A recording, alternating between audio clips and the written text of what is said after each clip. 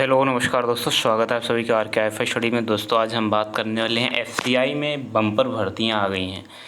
Food corporation of India यानी कि FCI जो है भारतीय खाद्य निगम है, इसमें 5000 से भी अधिक वैकेंसी आ गई हैं। आप थंबनेल पर देख पा रहे होंगे कि कुल 5043 पदों के लिए भर्ती निकाली है भारतीय खाद्य निगम ने यानी कि फूड कॉरपोरेशन ऑफ इंडिया ने। दोस्तों ये फॉर्म कब से भरा जाएगा, कैसे भरा जाएगा, इसमें एज कितनी से कितनी तक ली जा रही है, इसमें क्वालिफ़िकेशन क्या क्या ली जा रही हैं और साथ ही साथ में इसमें कौन कौन लोग फॉर्म भर सकते हैं, सारी जानकारी मैं इस वीडियो में आपको देने वाला हूं। कितने क्वेश्चन पूछे जाएंगे, कौन कौन से सब्जेक्ट से क्वेश्चन पूछे जाएंगे, कितने पार्ट में एग्ज़ाम होगा, सारी जानकारी आपको मैं इस वीडियो में देने वाला हूँ। तो चलिए देखते हैं एफसीआई में निकली हुई कुल 5043 पदों के लिए भर्ती के संबंध में कुछ इम्पोर्टेंट डिटेल।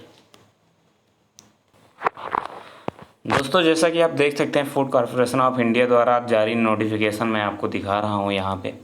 ये नोटिफिकेशन जोन वाइज जारी किया गया है एफसीआई के द्वारा।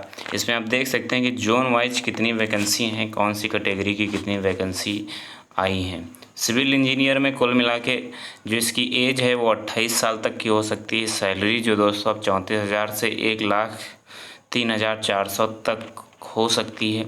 ऐसे ही जेई की है, स्टेनो ग्रेड सेकंड की है और एजी ग्रेड थर्ड है, एजी ग्रेड थर्ड है। जो टेक्निकल में, अकाउंट्स में, डिपोर्ट में और एजी ग्रेड थर्ड हिंदी के लिए भी अलग अलग है। सबकी पोस्ट हैं कुल मिला के आप देख सकते हैं, इतनी कैटेगरी वाइज पोस्टें हैं और जोन वाइज पोस्ट दी गई हैं। सबसे पहले ये आप नॉर्थ जोन की देख सकते हैं, ये नॉर्थ जोन में है। नॉर्थ जोन में जितनी वैकेंसी आप यहाँ से देख सकते हैं, ये साउथ जोन की वैकेंसी की डिटेल है। उसके बाद ये ईस्ट जोन की वैकेंसी की डिटेल आप देख सकते हैं यहाँ से। वेस्ट जोन की वैकेंसी की डिटेल ये है। तो ये चारों जोन की हो गई हैं, नॉर्थ, ईस्ट, वेस्ट, साउथ। तो उसके बाद में आपको मैं दिखाता हूँ कि इसमें कितने नंबर ऑफ़ वैकेंसीज हैं कैटेगरी वाइज। ठीक है, कैटेगरी वाइज वैकेंसी की डिटेल आप यहाँ से देख सकते हैं सारी चीज़ें।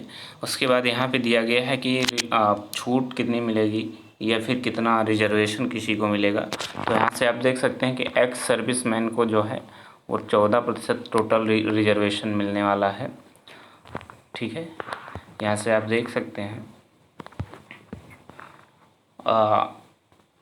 ये हैंडीकैप लोगों के लिए डिटेल दी गई है। यहाँ से आप हैंडीकैप लोगों के बारे में जान सकते हैं, कितनी डिटेल होगी, क्या क्या होगा। और यहाँ पे फिजिकल हैंडीकैप के लिए अगर कोई है तो कौन कौन सी चीज़ों में हैंडीकैप्ड है, क्या समस्याएं हैं, उसके विषय में दी गई है डिटेल। अब दोस्तों हम बात करते हैं मेन बात क्वालिफ़िकेशन या एक्सपीरियंस के विषय में। दोस्तों अगर आप सिविल इंजीनियर के लिए फॉर्म भरना चाहते हैं तो आपके पास डिग्री होनी चाहिए सिविल इंजीनियरिंग की, या तो डिप्लोमा होना चाहिए सिविल इंजीनियरिंग में 1 वर्ष के एक्सपीरियंस के साथ में। ऐसे ही दोस्तों अगर आप इलेक्ट्रिकल मेडिकल में जेई में फॉर्म भरना चाह रहे हैं तो आपके पास डिग्री होनी चाहिए इलेक्ट्रिकल इंजीनियरिंग की। साथ ही साथ मैकेनिकल इंजीनियरिंग की या तो फिर होनी चाहिए, या तो इलेक्ट्रिकल इंजीनियर की डिग्री होनी चाहिए, मैकेनिकल इंजीनियर की डिग्री होनी चाहिए, या फिर डिप्लोमा होना चाहिए इन दोनों में से किसी एक का। तब आप फॉर्म भर सकते हैं। डिप्लोमा के साथ में 1 साल का एक्सपीरियंस होना बहुत ज़रूरी है। साथ ही स्टेनो ग्रेड सेकंड के विषय में अगर हम बात करें तो ग्रेजुएट डिग्री होनी चाहिए। 40 वर्ड पर मिनट और 80 वर्ड पर मिनट की इंग्लिश टाइपिंग और शॉर्ट हैंड की स्पीड होनी चाहिए।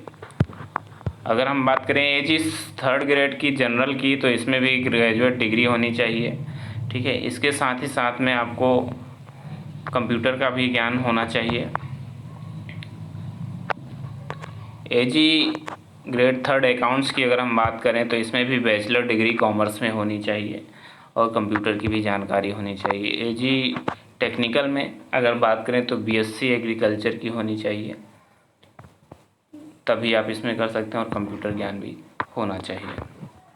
तो ये सारी डिटेल थी, आप यहाँ से क्वालिफ़िकेशन के बारे में जान सकते हैं। यानी कि आप जिस भी पोस्ट में फॉर्म भरना चाहते हैं सिविल इंजीनियरिंग की तो आपके पास सिविल इंजीनियरिंग की डिग्री या फिर डिप्लोमा होना चाहिए। अगर आप जेई इलेक्ट्रिकल मैकेनिकल में भरना चाह रहे हैं तो इलेक्ट्रिकल इंजीनियरिंग या मैकेनिकल इंजीनियरिंग होनी चाहिए।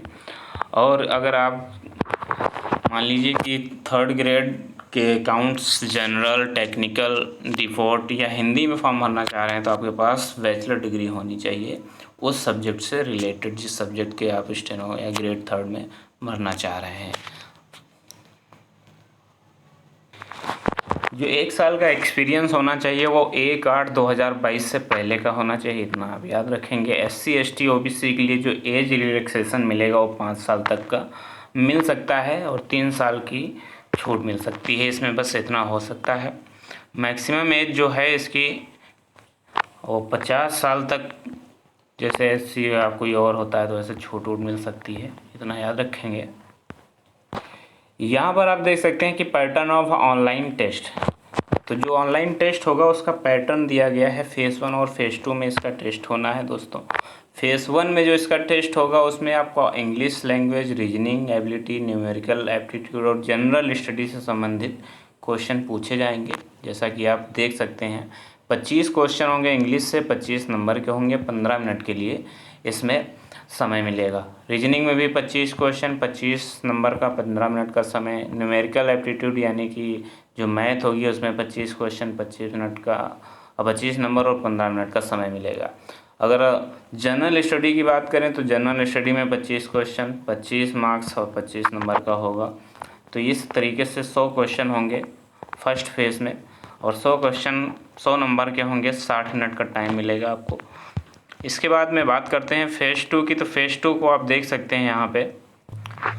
फेज़ 2 में पोस्ट वाइज एग्ज़ाम हो रहे हैं, जैसे कि आप देख सकते हैं पेपर 1 और पेपर 2 दो पेपरों में होना है और स्टेनो ग्रेड 3 में पेपर 3 ओनली होगा, इतना आप याद रखेंगे। ऐसे ही सबका अलग अलग दिया गया है ऑनलाइन टेस्ट के बारे में, यहाँ से आप देख सकते हैं। उसके बाद दोस्तों मल्टीपल चॉइस वाले क्वेश्चन बेस पे कोई पेपर होगा 120 नंबर का। इसमें आपको इंग्लिश, रीजनिंग, मैथ और जनरल स्टडी से संबंधित क्वेश्चन होंगे। 120 प्रश्न होंगे। 120 प्रश्नों में आपका 120 मिनट का समय मिलेगा, 90 मिनट का समय मिलेगा और 120 नंबर का ही क्वेश्चन पेपर होगा, इसको आप याद रखेंगे। फिर फेज़ 2 जो होगा उसमें भी आपको सिविल इंजीनियरिंग, इलेक्ट्रिक इंजीनियरिंग, जो मैकेनिकल इंजीनियरिंग से संबंधित होंगे पोस्टें, उससे संबंधित एग्ज़ाम इसमें जो है तो कराया जाएगा। उसके बाद यहाँ पे स्टेनो ग्रेड 2 के लिए एग्ज़ाम की डिटेल दी गई है। इसका भी एग्ज़ाम दोस्तों चार सब्जेक्टों में होना है, जिसमें English, Hindi, English, general awareness, general intelligence और कंप्यूटर अवेयरनेस से संबंधित क्वेश्चन पूछे जाएंगे। 120 मिनट का होगा, 120 नंबर का होगा, 90 मिनट का होगा, 120 नंबर का होगा और 120 क्वेश्चन भी इसमें पूछे जाएंगे। अगर हम एग्ज़ाम सेंटर्स की बात करें तो दोस्तों सभी राज्यों में, यानी जितने राज्यों के लिए इसमें वैकेंसी निकाली गई सबके में जोन वाइज जो है, यानी जैसे होते हैं ना राज्यों में जोन होते हैं, जोन वाइज उसमें सेंटर बनाए गए हैं। अगर हम यूपी की बात करें तो यूपी में आगरा, इलाहाबाद, बरेली, गोरखपुर, गाज़ियाबाद, कानपुर, लखनऊ, मुरादाबाद, मेरठ, मुजफ्फरनगर, वाराणसी, नोएडा और ग्रेटर नोएडा में सेंटर बनाए जाएंगे FCI के एग्ज़ाम के बारे में। वो फेज़ फर्स्ट के लिए था। अगर फेज़ 2 की बात करें तो इसमें भी अलग अलग राज्यों में अलग अलग सेंटर बनाए जाएंगे। फेज़ 2 में अगर बात करें यूपी की, तो यूपी में इलाहाबाद और लखनऊ में ही फेज़ 2 के एग्ज़ाम के लिए सेंटर बनाए जाएंगे। अगर इम्पोर्टेंट डेट्स की बात करें तो दोस्तों इसका जो फॉर्म भरना स्टार्ट होगा वो 6 सितंबर 2022 से सुबह 10 बजे से शुरू हो जाएगा फॉर्म भरना। उसके बाद में इसकी लास्ट डेट है 5 अक्टूबर 2022 तक और शाम को 4 बजे तक ये चलता रहेगा। 4 बजे तक आप फॉर्म भर सकते हैं, इतना आप याद रखिएगा। जो डेट ऑफ ऑनलाइन टेस्ट की है, टेंटेटिव डेट है, वो मंथ ऑफ जनवरी 2023 है, यानी 2023 में इसका एग्ज़ाम कराया जा सकता है, इतना आप याद रखेंगे। दोस्तों अगर फ़ीस की बात करें तो दोस्तों इसका पेमेंट जो होगा ऑनलाइन मोड पे ही होगा और पेमेंट के लिए SC ST अगर फिजिकल हैंडीकैप्ड हैं या महिला हैं तो आपकी फ़ीस इसमें 0 है, 0 है, आपको कोई फ़ीस नहीं देनी पड़ेगी। और अगर आप जनरल कैटेगरी या OBC कैटेगरी से आ रहे हैं तो आपको फ़ीस इसमें देनी पड़ेगी 500 रुपये और वो भी ऑनलाइन इसमें पेमेंट करना है। तो दोस्तों ये थी एफसीआई में जो वैकेंसी आई हैं 5000 के आसपास, उनके बारे में डिटेल। उम्मीद है आपको पसंद आएगा। अगर पसंद आए तो लाइक शेयर सब्सक्राइब जरूर करना। धन्यवाद दोस्तों। जय हिंद, जय भारत।